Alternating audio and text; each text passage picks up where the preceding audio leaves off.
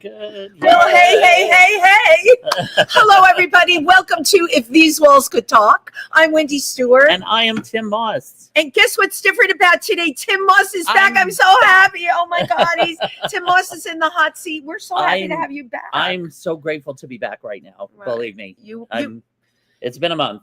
It's been a month. I know. Like every show that I've done and everybody who watches, I'm like, Tim's not here, but we're all thinking about him. But thank you. Really, really cool to have you back in the hot seat. And then to be at the Glam Awards with you on Saturday night, where, of course, we were nominated for a Glam Award, but for this show. For this very show. And a lot of people that were there, of course, have been on this show. Yeah, absolutely. And on my other podcast for the LGBTQ community, TriVersity Talk. So, yeah, in many ways, the Glam Awards is like old home week. But what I love about it is the costuming. Oh, my God. Who needs Fashion Week if you have the Glam Awards? Yeah, just go to the Glam Awards. Right? It covers all the bases. The creativity, the fashion.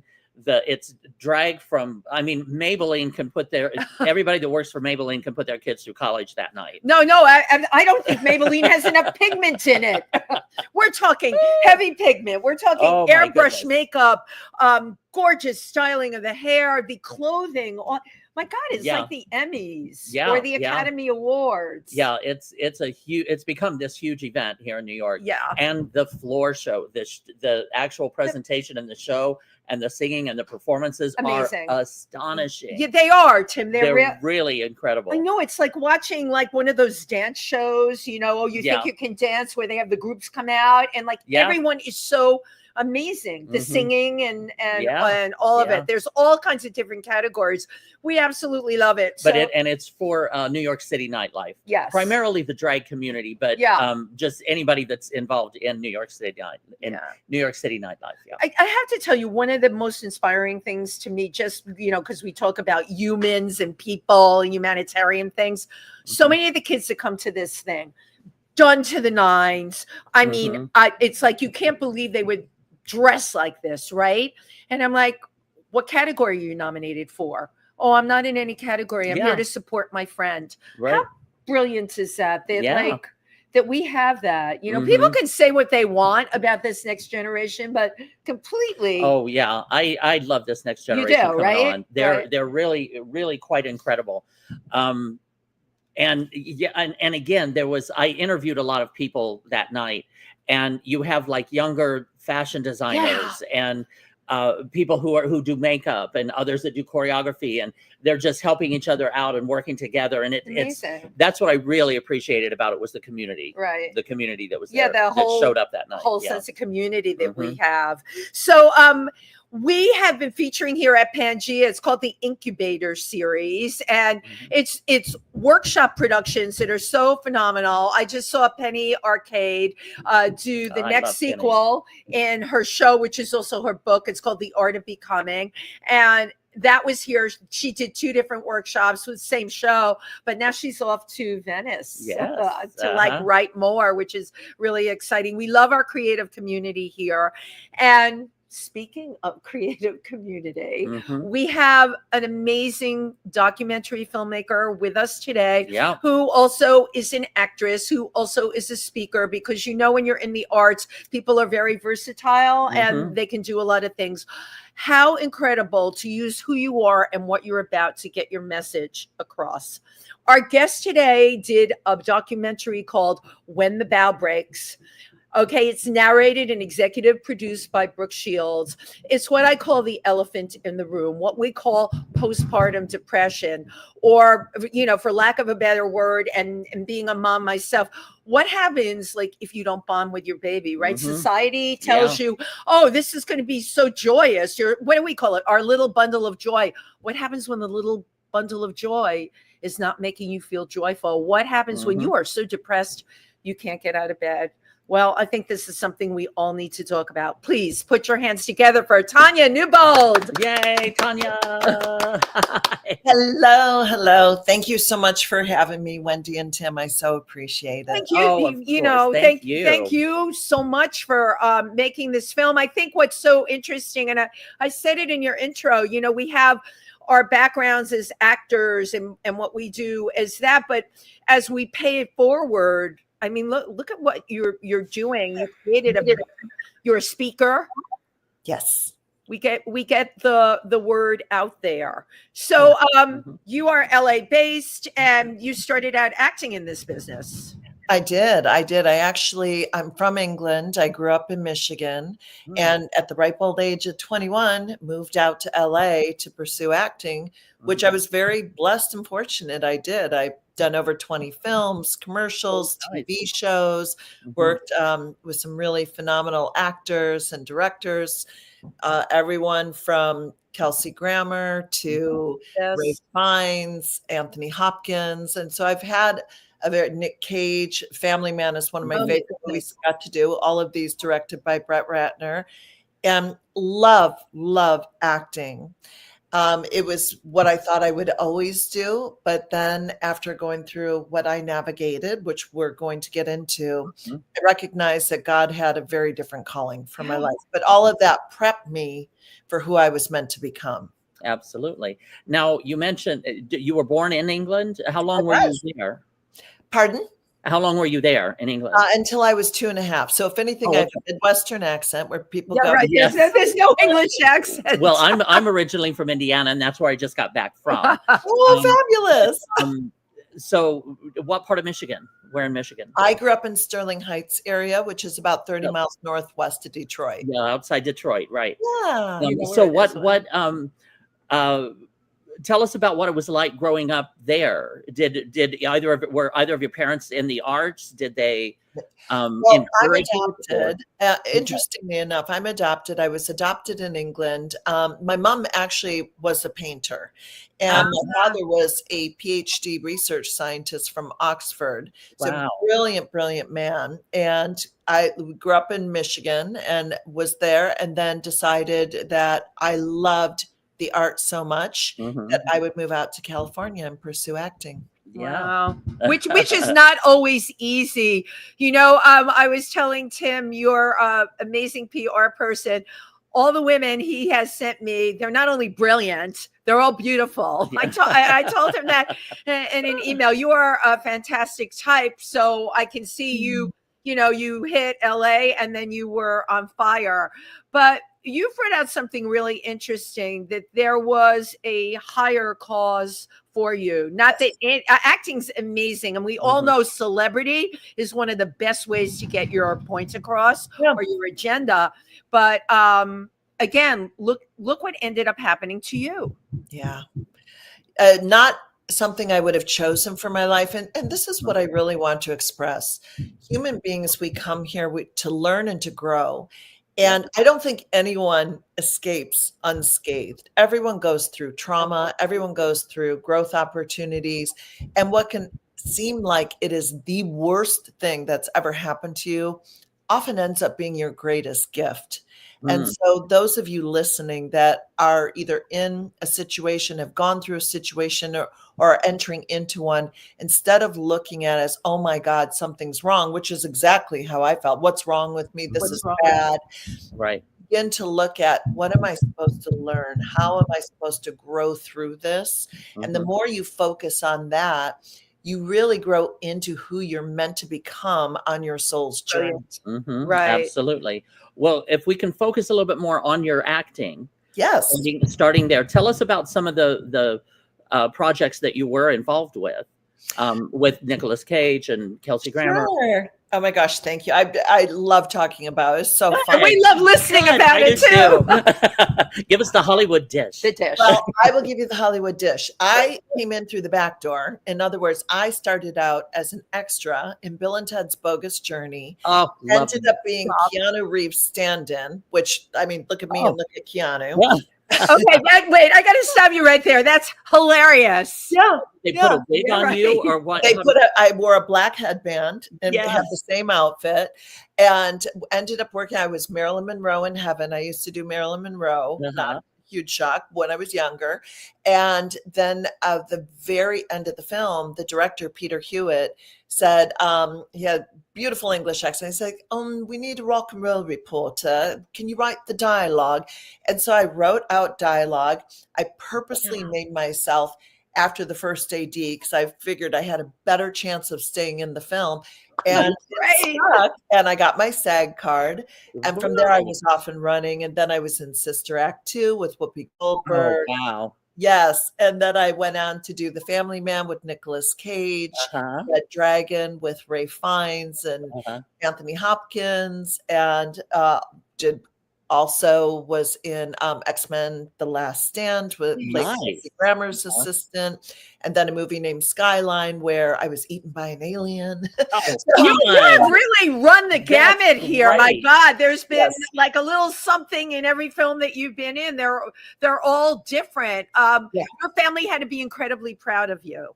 Oh, thank you. I think they were. You know, I'm an only child. Unfortunately, both my parents are no longer here, but I'm sure they were. And, you know, I don't think much of it because to me, I never like made it as far as like you would know me as a household name. I was always grateful to work. I did commercials. I used to model. I was in pageants. I, you know, did all of those types of things. But it was a lot of fun. The business is not an easy business. Oh, you think? We all know. So you have to have a very strong constitution and really know who you are and have a very strong focus to really navigate it because there's a lot more downs than ups for some. But if it's your passion and if it's what you love to do, then it's wonderful. Right. Absolutely. Right. And you are where LA is where it's at. I mean, you've got to be in LA to do that amount of work for commercials and film and television. The thing about becoming pregnant when you do this, right? When you, my background's similar to you, you know, the pageants, the modeling, the acting, the whole thing. And I waited a very long time before I made a conscious decision. I didn't have that burning, oh my God, time's running out. I need to have a baby. As I said to Tim, none of my friends that I'm the only one I have a 31-year-old daughter, but at the time it was just a logical decision, maybe a selfish one. Who's going to take care of me when I'm old? Maybe I should think about doing this. And then it was like, oh my God, I'm not going to be cast in anything.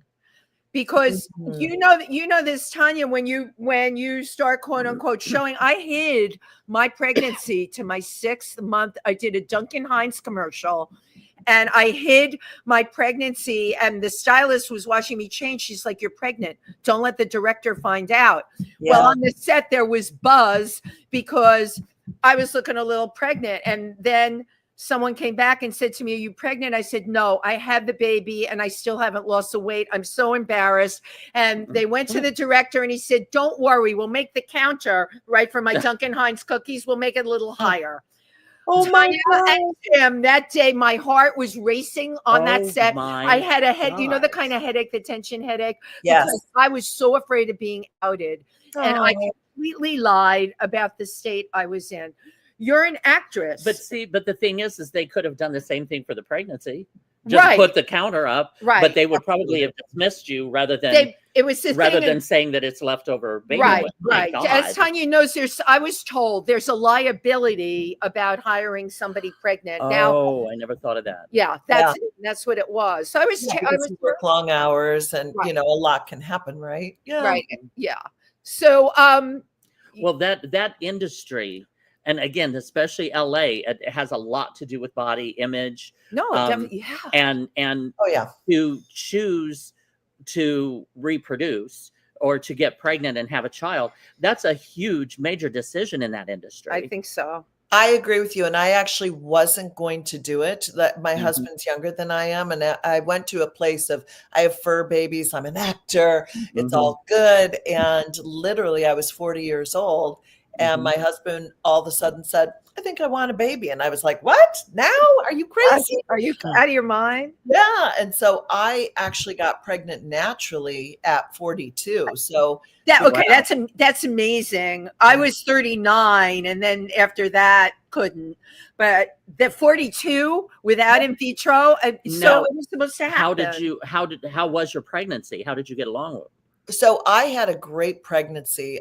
We had gone to Thailand for a trip. And so one night in Bangkok, it's not just a song. It's like a year in any other place. Right. And so I came back and found out I was pregnant, and I was like, oh my gosh. And I had a wonderful pregnancy. But I will tell you this, at about 4.5 months pregnant, I found myself hysterically sobbing on the kitchen floor, hands and knees, snot coming out of my nose, and thinking, I don't think this is normal. And at the time, I was smart enough to go, I'm a big advocate of therapy. If you need it, do it, go. Yeah. Find someone who will take care of you, find someone to talk to. And so I went to therapy, and it was fascinating to me because she said to me, I suspect when your mom was 4.5 months pregnant with you is when she realized she couldn't keep you. And it was like this, like someone had stabbed me with a knife. Oh my God. Isn't that interesting? So I think there's a cellular memory, of course, which makes sense, but it's also categorized as antenatal depression. Having depression while you are pregnant. While you're pregnant. Yes, because what most people don't know, and I'm actually working on doing a TED Talk on this, is that there's actually 9 levels of perinatal mood and anxiety disorders. It's put under the umbrella of postpartum depression, but there are many different assets that go along with each aspect of it. Can I just back up? When you found out you were pregnant, what was your reaction? Were you happy? Were you looking forward to it? Okay. Yeah, I was. I wanted a baby, but my husband being younger didn't for so long that I let it go. But and the whole idea of getting pregnant at first, I was like, and with acting, oh God, how is this going to affect everything? Right. But then it did click in, like, what a gift. Yeah. It's a much larger gift than having a career. So I was very happy to be pregnant. So that's why when I found myself crying like this, I was like, what is wrong? What is this? Well, but again, a pregnancy, firstly, women, as you both know, go through so many biological changes constantly throughout your life. And now at the age of 42, it's going through a complete different new change that you've never experienced before. And that would be, I mean, mentally and emotionally traumatizing. And also to Tim's point, because you just said it, at the age of 42. Now, this is what I wonder, because I was up there and there were people in my birth class that were 41 and 42. I wonder if these late stage pregnancies do different things to your body than, say, like a 30-year-old or what do you think on that, Tanya? Well, I would agree with that, because biologically, really, if you look at the history of beings, human beings, women, we are really meant to bear children more in an earlier part of life, in your 20s.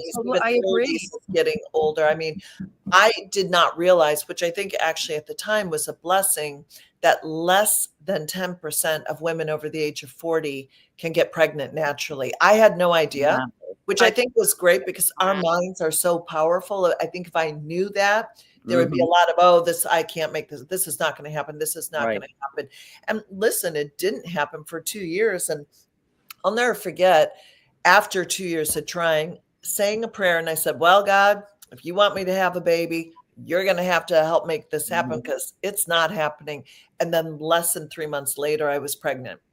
Yeah, that is really amazing. People don't realize how hard it is. You're right. And that baby was given to you as a gift. Yes, she was. Yeah, and she is. And also, let's talk about the fact of women really trying to get pregnant in vitro, naturally, it doesn't matter. That level of disappointment that you experience every 28 days, every 30 days, where you're like, maybe, and then you get your period. And it's like, it's a constant roller coaster, and you try all the things and the vitamins and the this and the lay in this position, do this, acupuncture, all of it. All of the things. There's so much involved in having, it's such a miracle having a baby in itself. It is such a miracle. So there's so much involved. There's a lot of emotion involved. Then you add in hormones, you add in situations, if you're happily married, if you're not married, if you love your husband, if it's someone you actually maybe didn't want a baby with, there's so many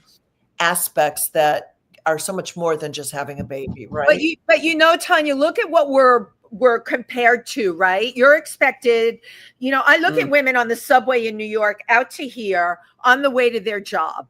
All right. Yeah. I am sorry. That is a horrible state to have to be in. And we've all done it. I did it. But you know what? Now thinking about it, it's like, oh my God, I'm on the subway. I'm out to here. Nobody will give you a seat. Right. You're expected to show up at your job, no matter how exhausted. If you remember the last couple of months, right, sleeping with like 8 pillows under your belly. Oh my gosh, yes, the long pillow. I had a long. You had the long pillow. You don't have enough sleep, and yet in our society now, the way because women, we can do it all. That is true, but you know what? I've become really different in my thinking. I'm like, God, this was like torture. And I did it from when I really started to get big. What the hell was I thinking? And I don't know. That still doesn't sit right with me. I'll just tell you. Well, it being a patriarchal society, right. Yes. That has a lot to do with it. A lot to do with the rules that that pertain to that, I'm sure. Right. Well, and I may ruffle some feathers saying this, but Let's ruffle away. I mean, women's rights, like women have fought so hard for women's rights. And part of that patriarchal, say the word for me, Tim. Patriarchal. Thank you. Society is that men go, okay, you want to be equal? Then you go ahead and you do this. And to a certain extent, that's wonderful. But then there are those times where it would be so nice if they're like, you know what? You are pregnant. You are going through this. We're going to be gentle and kind. We're going to support this. So good and bad to both, right? Right. It's a tough decision, and it puts you in a crazy place. But again, just like the biological changes, the hormones, I can't imagine what your human body goes through during that time period. Oh, it is. What were some of the things that you experienced? I mean, I was very lucky. I had a very, what I would say, easygoing pregnancy. I know I have friends who dealt with diabetes, preeclampsia, many different things. I remember though, for the first 12 weeks, because basically they say that's when the body is deciding whether to keep or let go of the pregnancy. Because when a baby is aborted in the first 12 weeks naturally is a miscarriage, is more the body saying this is not a viable pregnancy. This is not making the decision for you. The body makes it decision. But is that a combination, biological, mental, emotional? I mean, all of that? I mean, it absolutely can be. Absolutely. If you are mentally not doing well or don't want, you can create so much stress and strife in your body, right? So I remember every week there was, I used to get an email, and I forget what it's called now. It's like, your week number 2 of pregnancy week. And every week I would read it like, okay, I'm closer and closer to 12 weeks. And once I got past that, I remember having a lot more ease. I had morning sickness from week 7 to 17, where I couldn't even get out of bed without my husband making me a slice of toast. And I felt like it's like having the hangover without having the fun. It was just raspberry tea, raspberry leaf tea. Oh, I never did that. Okay. Well, that's good to know. Yeah, it's another tip. It's interesting because I was 3 months pregnant out in California at a sales meeting for Warner's underwear. I was an underwear model, 3 months pregnant. Oh, wow. And I know. Wow. And I didn't, it was a little bump. That was it. And the designer said to me, she says, "Oh, your boobs are so nice and full." And I'm like, oh my God, if she only knew. Right. Yeah, that was it. I had to finally tell them, because what do they say? You pop after 3 months. It just kind of pops, the belly button and everything. I couldn't hide it anymore. It's so sad that women have to hide these things. This beautiful time of their life. Absolutely. Just to get a job. Right. Well, especially sorry, I cut you off, Tim, in the corporate world, right? If you're a boss and or a C-suite level executive, women tend to not want to share that. I do think it's gotten better. I do. Yeah, I agree. We've grown as a society, But, there's still so much stigma and judgment with pregnancy and with postpartum depression. Right. Yeah. Because once again, it's all about money, all about the business, all about the bottom line, all about this. Right. And if they think, oh, you're not going to be here for a few weeks when you give birth, oh my gosh, that's a problem. It's for our bottom line. And I get so tired of that. Yeah. Why we can't focus more on the humanity? I know. Well, that is very indicative of our society even today, right? It's, there's so much division. There's so much judgment. There's non-empathetic. No empathy. Hopefully we will grow into a kinder and more forgiving and accepting society across the board. So too. Well, I think because like your message and now I want to get up to like, your birth experience, as we call it. And then like your emotions, when you share that through your speaking engagements or your film, there's women out there that are going, oh my God, I felt that way too. And I didn't, nobody else felt that way that was around me. Well, that is so true, Wendy. That's such a valid point, because a lot of what we go through, we only discuss up here in our own mind. There's so much fear, shame, and guilt in sharing the thought processes, the feelings, all of it. And we are in a society that isn't as accepting to say, oh my gosh, Wendy, tell me what you're going through. How can I support you? It's more like, ooh, Wendy's going through stuff, guys. Like, and so it is very frightening, and it can make you feel extremely isolated. So there is a lot that happens there where people don't share, and then you can end up going to some very dark places. So my goal with speaking is to let you know, you are not alone. You are not crazy. This is very normal. It affects the CDC says 1 in 8 women. Really, I think it's more like 1 in 5 women, 1 in 10 men. And the more we can talk about it, the more we can connect on it and decimate the stigma, normalize the conversation. My goal is to make it like the breast cancer awareness. Like before, it's like you didn't want to discuss if you had this, or, oh my God, it was scary. Look at the work that's been done. It is celebrated. It's spoken about. There's a month dedicated to it.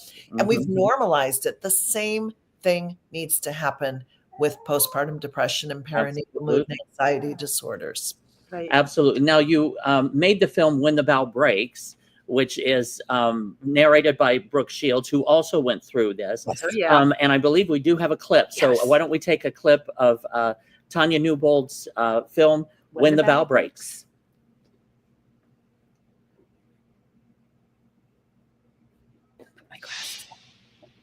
Motherhood can be exciting. It can be a blessing. It can be a dream come true. But for 1 in 5 new mothers, it can be something else entirely. Oh, I guess something's really wrong. Women all over the world suffer from this, and it can occur to anybody. There's a lot of surprises, a lot of things that nobody can prepare you for. This singular thought just kept playing in my mind, which was, this girl would be better off with another woman as her mother. I want a baby my whole life. And all of a sudden I have her and they bring her over to me and I'm like frozen. I was very quiet and withdrawn. I thought, well, I can't tell anybody my secret. The sleep deprivation was starting to get to her, and she took her own life. I put a pillow over her face and just held it there until she stopped struggling.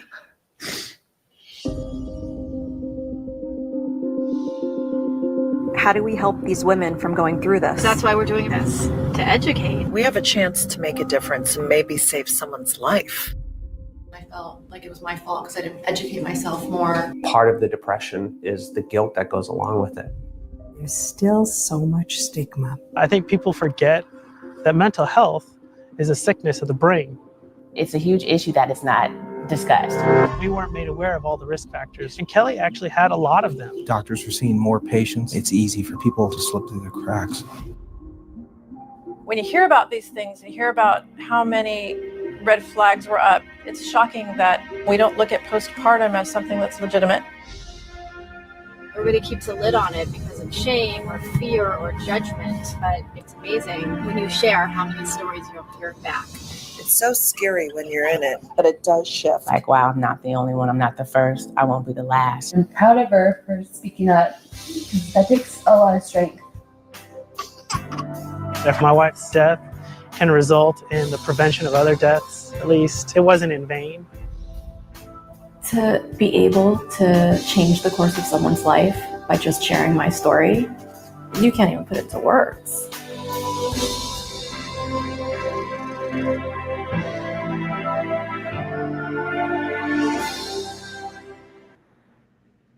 Incredible. Wow. Very powerful trailer. Yes. It's a very powerful trailer. Of a very powerful subject. Yes. That goes unspoken so often. Yeah. So often. And 1 in 5, my God, that's what, 20%? Oh yeah. 20% of pregnancies, my God. No, it's a lot. And when we did the film, because I assumed I had it because I was older. I thought, it must be, it's because my body's older. And I really looked for a through line, and there isn't one. I will say it can happen at any age. It can happen with your first, not your second, not your first and your third. I mean, socioeconomic, it doesn't discriminate. It's not based on race, none of it.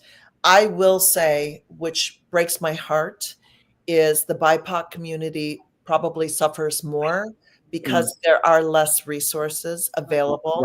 Right. Education. And I would love to see that shift because it's not fair. But it was very interesting to look like, why does this happen?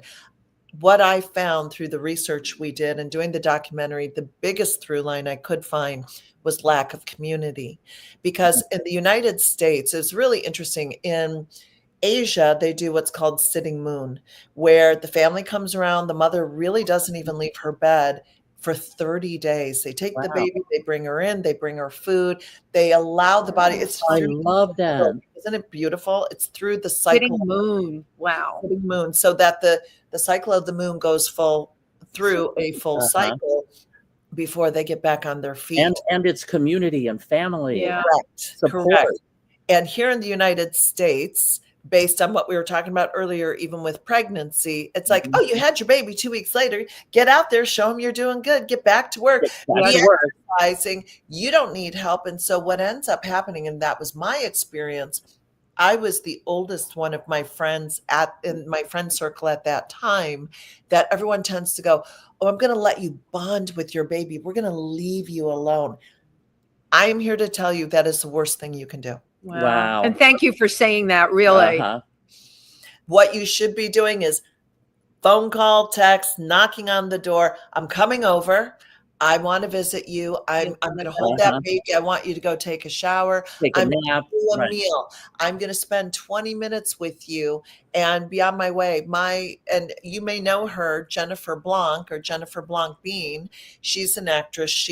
A dear friend of mine at the time, was one of my saving grace because I was going through postpartum depression. She would come every morning with her styrofoam cup of coffee from the gas station. I love that. Stay for 30 minutes. And I lived for her to come for that time. My husband works in the corporate world, and he would have to go off. My gosh, my Pomeranian is barking at me, of course.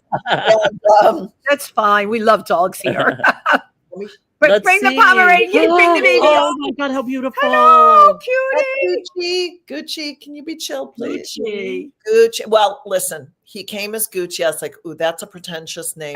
And then we met him, and you can see. No, he totally looks like a Gucci. It's interesting what you're saying because, and I know this about you. You had a colicky baby, so did I. Oh, yes. My husband was 14 years older than me. And I had read all those books, What to Expect When You're Expecting. I'm sure you read those. And they said which is really a book. Yes. If they're hungry or they need to be changed or they're tired. That is such a crock. You can get a baby that screams day and night. And after 2 weeks of it, my husband and I were laying in there, and he said to me, let's face it, we're too old and too selfish to deal with this. We have to hire I had a day baby nurse and a night baby nurse. Oh, that's great. We burnt through a ton of money. I was back working a few weeks later, and in my case, it was the smartest thing for me to do because, and I can share this with both of you. I'm very tight with my daughter now. I couldn't bond with this baby that no matter how much I tried to comfort her, I couldn't comfort her. It's just a horrible feeling as a mother. Horrible, Tanya. Because as a mother, and all the fairy tales that we've seen throughout time is that we should be the one who's able to soothe them, to comfort them. And when you can't, oh my gosh, does it trigger, if you have any trauma, anything where you go into, I am not good enough, I'm not lovable, I can't do it, I'm a failure. I'm doing something wrong. What's wrong with the me? guilt. The guilt the guilt is unbelievable. Oh my God, I'm too old. Why did I have this baby at this age? What was I thinking? What was I thinking? And what Artie Sakara said, I remember very specifically saying, this baby would be so much better off with a different mother. And I just finished my memoir. I'm working on the editing, and I had someone read it who didn't know me very well. And she came to me. She said, I was sobbing. What you went through, what you experienced. She said, that's unbelievable. And it is what I was meant to go through. So I'm very good with it. God had a plan for me to go through it so that I can help others. And I really want to express, we got 2 testimonials from our documentary recently that said, if it were not for your film, I would not be alive. Wow.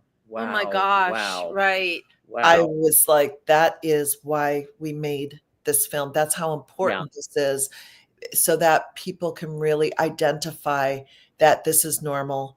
You are not alone. And as Postpartum Support International says, with help, you will be okay. We'll talk about some of the different levels. So I don't want to jump ahead just yet, but there is so much help. There are so many resources available.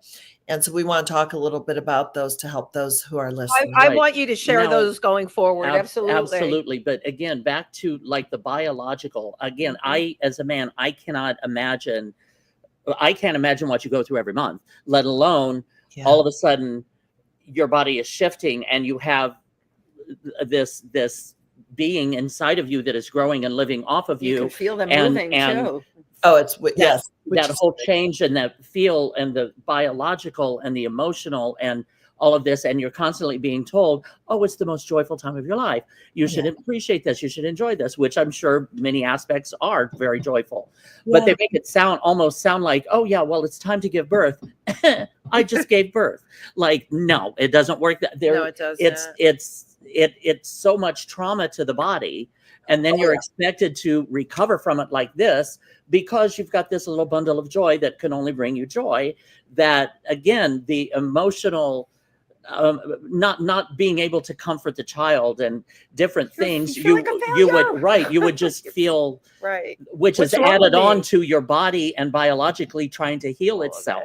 Yes. I can't imagine the depth of all of this. And again, each woman would be different. Child would be completely different to each one. But my goodness, when it goes south, it would really go south. Well, and then the one thing, let's talk about, maybe you know the statistic, Tim, it's 1 out of every babies are stillborn in the United States of America that, the pregnancies, that completely blew me away. We're a modern country. We have a very high rate. Tanya, do you know what the rate is? Do you remember? I don't. I'm glad you said that. I'm actually going to look for that. I had a friend who had a stillborn baby. It's a very high rate. So you've got that on top of it. My birth was a nightmare. I was induced with Pitocin. Let's talk about that. We find that is actually a factor in postpartum depression. Tell me what you know about that, because my poor child coming down that birth canal was what a trauma with contractions that are like earthquakes for the mother, and then the baby. Everyone, it was insane, absolutely insane, and they wouldn't give me a painkiller. I had a midwife in a hospital. No Oh. epidural, nothing. I finally Oh, got my goodness. Demerol, and she said, "You shouldn't be doing this. You're going to end up with a C-section." And my husband, God bless him, said, "You can go F yourself."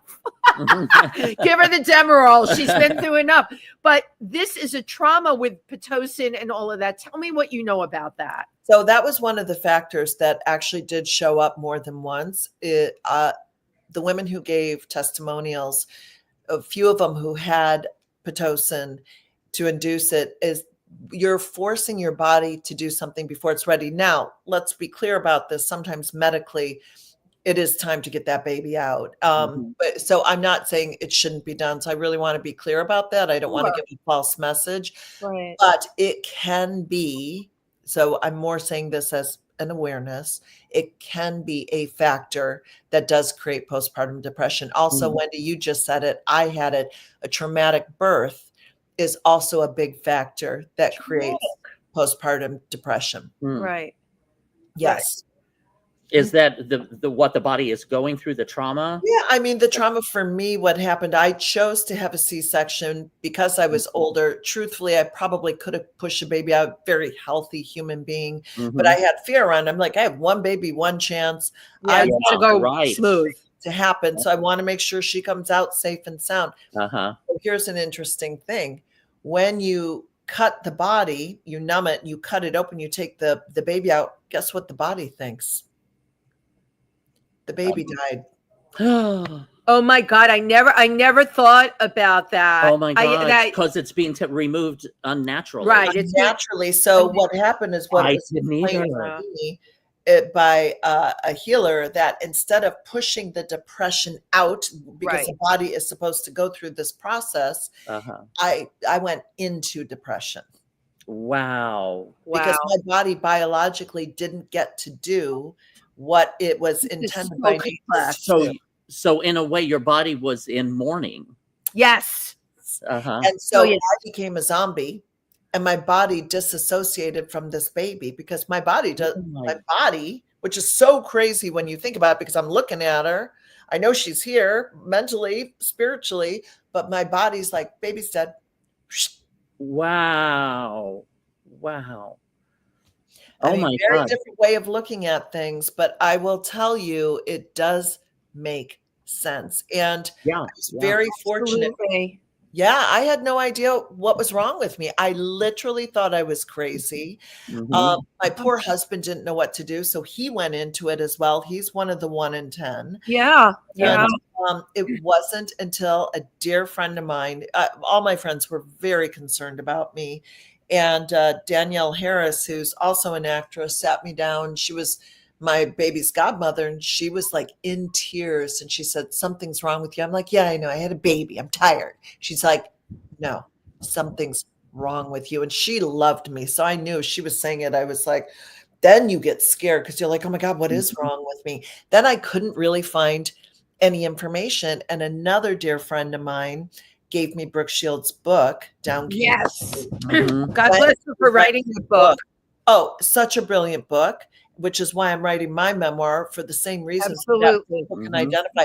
Her book was the first time I went, oh my God, I have postpartum depression. That's what I have. There's a name for it. Yeah, right. Yeah. You can when you have a name for it, yes, it lifts a whole the weight off the shoulders in a way. Well, it does. You think it's something. Because you think and you think you're the only one. You think like no one else has gone through this. But I think what saddens me, we all have gynecologists that we go to. There's a whole medical field. I'm sure you took those birthing classes like the ones I took. We all do all of that. Why is this not being dealt with? Absolutely. Why is this not under this could happen? And I know we're going to talk about resources going forward. Where's that list of resources?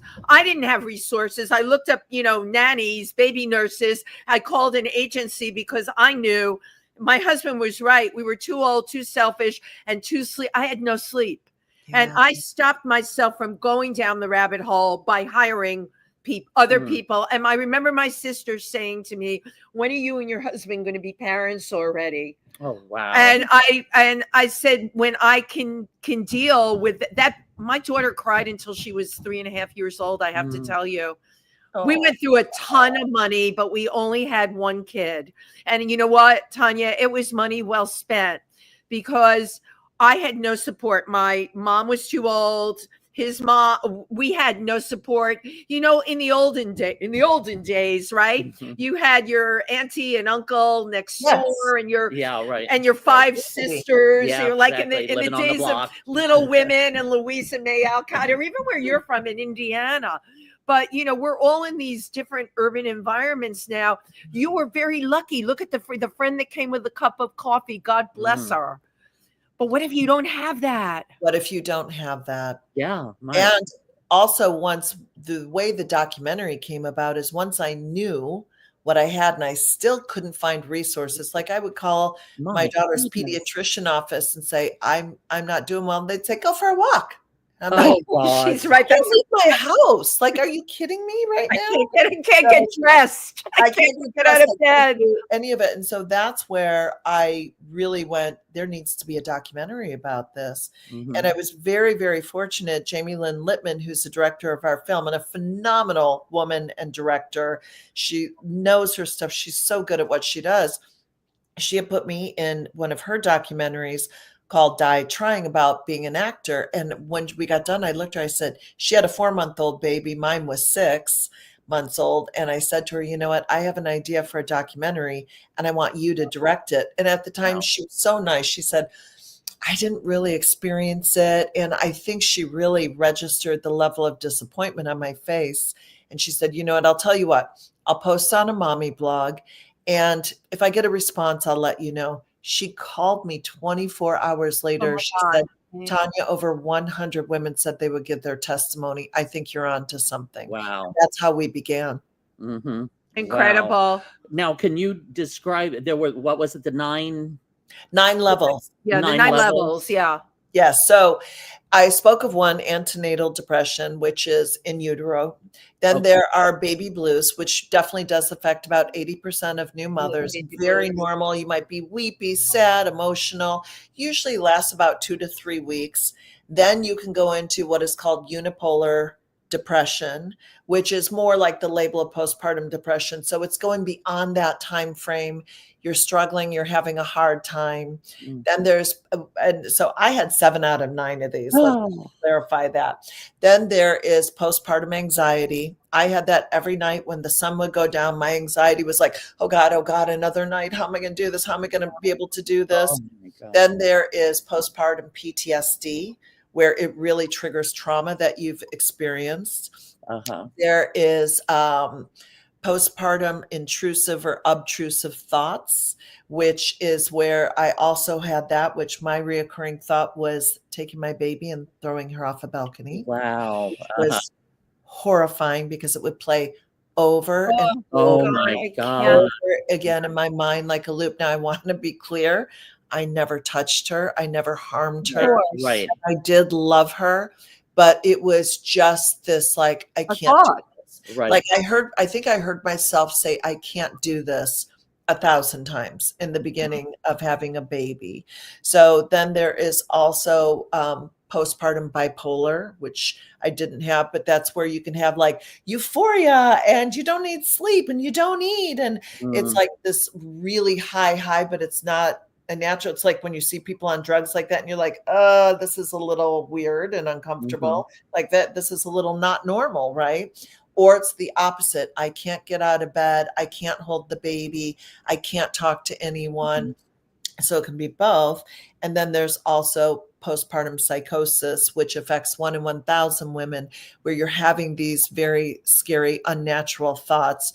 And you think, or you have what you think is prophetic, God talking to you, or the devil talking to you, kill the baby or harm yourself or do different things. And then you actually act on it. So that is a very, That's so scary. 1 in 1,000, but it does occur. So when we see these stories in the news about she drowned her 5 kids, she did all these things.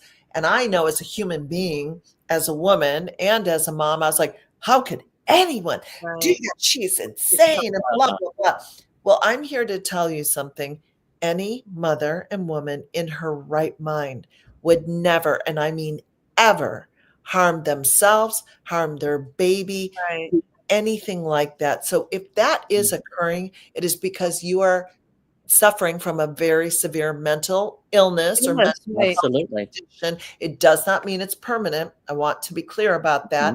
There is, again, help, but you need to go to a hospital immediately and check yourself. And you need to call someone and say, I'm having thoughts that are not normal, that are very scary.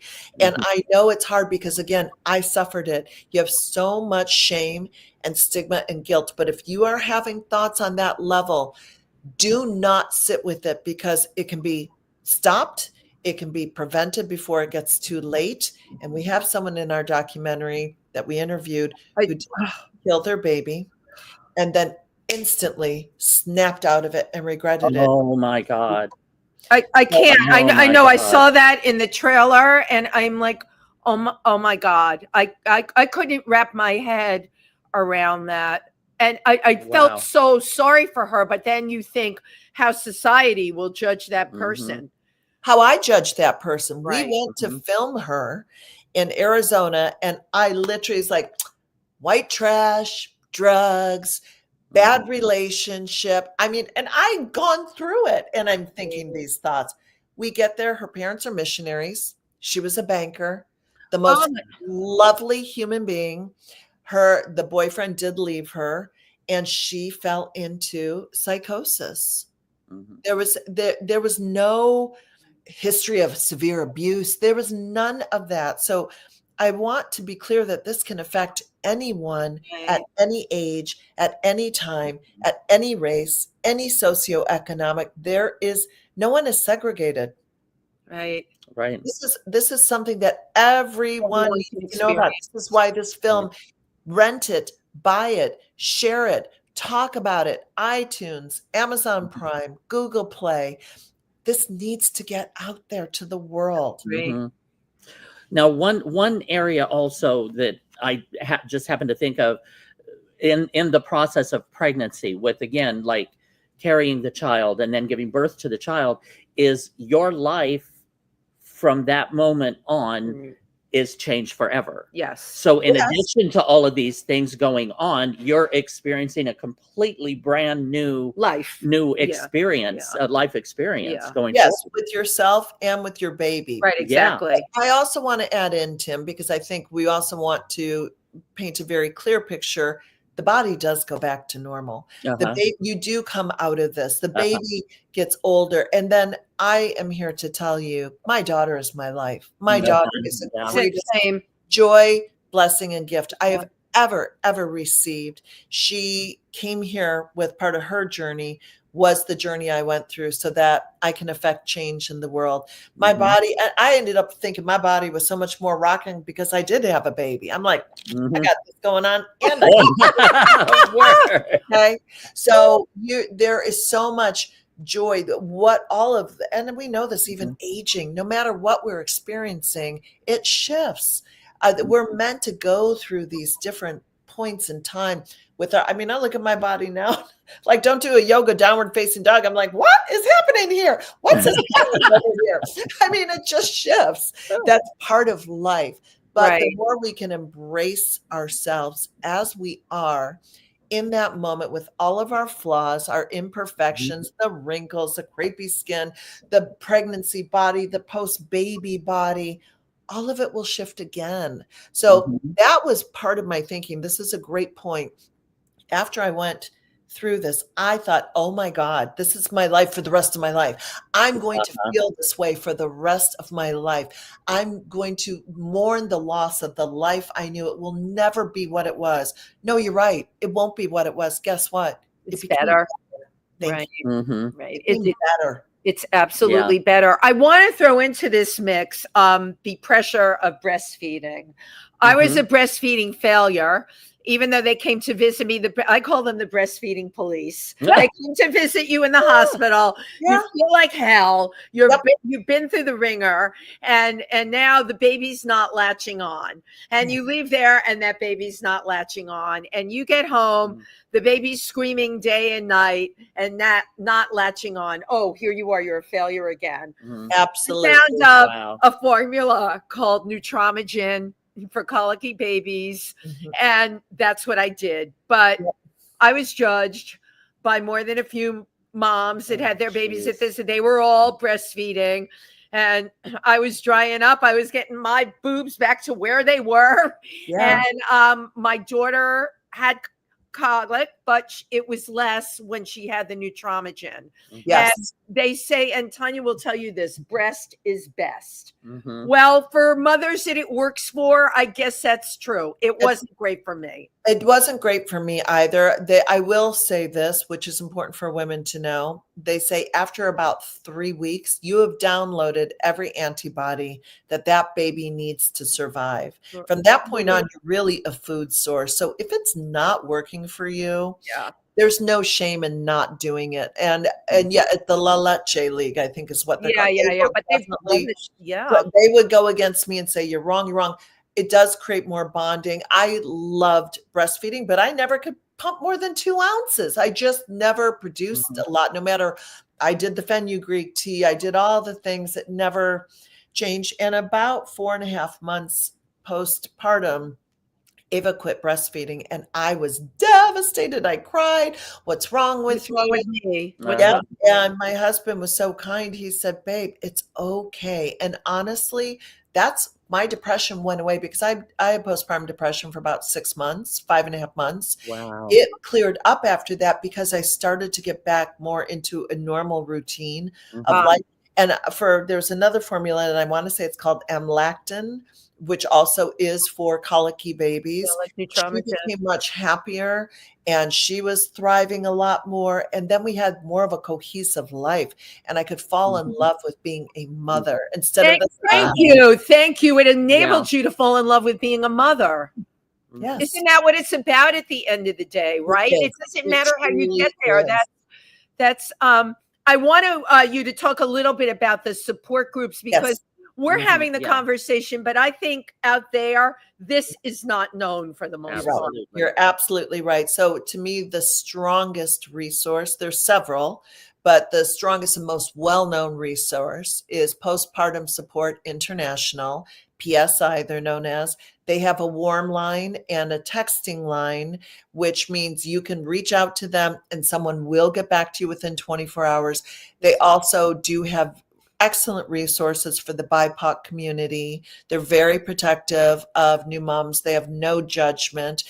There's also Maternal Mental Health Now, which is another phenomenal organization. I actually created a candle and diffuser and roller oil line called Sozo Heart. And Sozo is a Greek word for redemption and revival when you're in SOS. So it's a perfect word.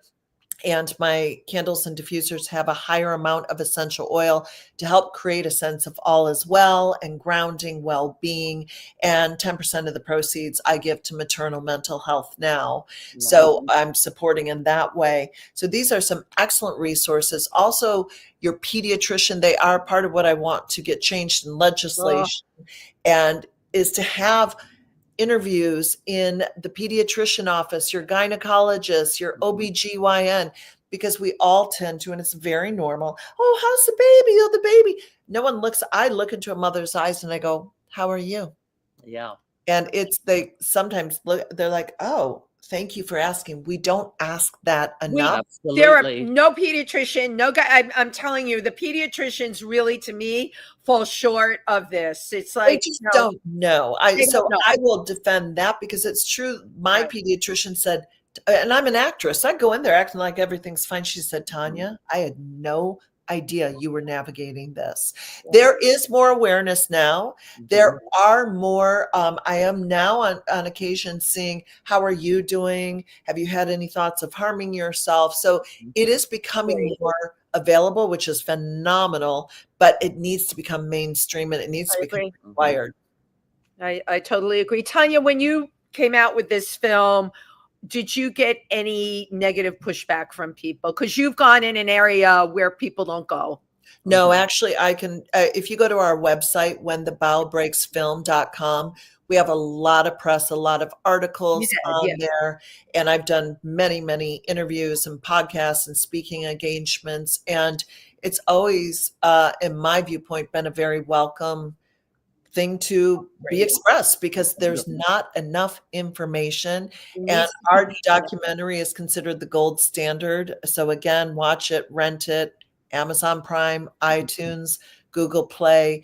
It is something that needs to become more of an open conversation because that's how we're going to help heal this. And the truth is, collectively, we are all connected to each other energetically.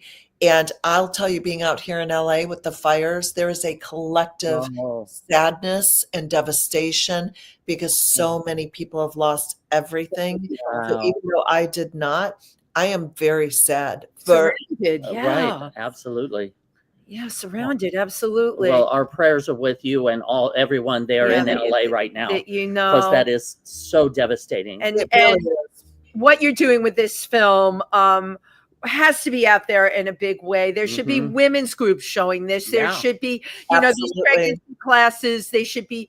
My God, why is this not distributed through all these natural childbirth classes that we take? And we're working on that. We are definitely. We're also working on having like a Netflix buy it or a mainstream television. I'm hoping absolutely so that they show, and that's why if anyone needs me to come speak, I speak on this all of the time because I really that is my legacy in this lifetime is to really help women. That's where I kind of let acting go and move more into this because acting I love. But it's look at me, where this is more about how can I support and be of service to you. Oh my God, yeah. It's definitely the higher good. So I highly recommend everyone go to whenthebellbreaksfilm.com or TanyaNewbould.com It's a lot on her website to find out more information on this extremely important. Absolutely. And follow me on social media. I talk about this at Tanya Newbould. I would love to have you follow me and, love to hear any comments or questions. And Tanya, one last thought before we go. I was thinking while we were talking, you were adopted. You don't know what your birth mother's experience was. I do know my mother had a tumultuous pregnancy with me. They removed a tumor and they removed me, and I was born with club feet. Oh, wow. My mother was already way on in years, but now we've discussed all of this, and my mother had me late too. I wonder what that connection is in our own genetics, right? You have a daughter. I have a daughter. I do wonder. It's like she said to me the other day, she's early 30s, maybe I'll, as I get older, freeze my eggs. And I said to her, I'm like, oh, I don't think you should do that. And this is terrible. Don't hate me for this. I said, I think it's a huge mistake to wait till you're in your very late 30s or early 40s to have a kid. They need to stop telling people that. And I'm sure there are people that are going to jump all over me for that. But you know what? I don't know. It's great. I don't think it's great. Well, here's why I say it's not great from a personal perspective. Thank you. I will not be on this planet with my daughter as long as I would like to be. Yes. Because I'm older. Yeah. Same. It's just reality. I won't be here as long as I could. Like if I had her at 23 instead of 43 or even 33 instead of 43, I won't be with her as long as I would like to be. I don't ever want to leave her. Right. Yeah. I love that. So I do think, and also energetically, we have more energy when we're younger. You roll with it easier. You don't have as much baggage, as much trauma when you're younger. So head's tough, right? So all of that comes into play. But then there's beautiful things for both. I mean, I would say I'm probably a better mom because I'm older and I have experienced more life. And so I have a different perspective. Plus I'm a coach. So there's beauty in all of it. I say all of it's a gift, but definitely. And also because I have one, I'm a big advocate for have more than one. I would have to say now there's a lot of times I thought about that. Yeah. And there we have it. Well, Tanya Newbould, thank you so very much for taking the time and coming on and sharing your expertise and the film and everything. So once again, go to whenthebellbreaksfilm.com and also TanyaNewbould.com. Yes, absolutely. And I do want to give one final shout out to Lindsay Gerst, who is also our producer, executive producer. And actually, she was the through line to the film. She was phenomenal. We could not have done the film without her. And it's just important that I acknowledge that. and Jamie Lynn, and just how wonderful they are. And I was so blessed to have such an amazing team. Well, and Brooke Shields. Thank you, Brooke. Yay, Thank you, Tanya. everyone. Now the credits are going to roll, but don't sign off because we want to come back and take a picture. We with take you. a picture. Please, I would love that. Just hang out. Don't leave the stream. But thank you everyone for tuning into If These Walls Could Talk with our fabulous guest, Tanya Newbould. Yay! Thank you.